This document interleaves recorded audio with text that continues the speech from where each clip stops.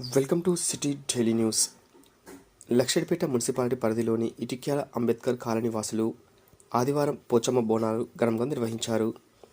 డప్పు చప్పులతో కాలనీ నుండి మహిళలు బోనాలను ఎత్తుకొని పోచమ్మ ఆలయం వరకు బయలుదేరి అమ్మవారికి మొక్కులను చెల్లించి అనంతరం తీర్థప్రసాదం తీసుకున్నారు. పాడి పంటలు బాగా పండాలని, ప్రజలందరూ సుఖ సంతోషాలతో ఉండాలని, అమ్మవారి ఆశీస్సులు ప్రజల మీద ఉండి ఎలాంటి కష్టాలు లేకుండా అమ్మవారు దీవెనలు ఇవ్వాలని వేడుకున్నారు.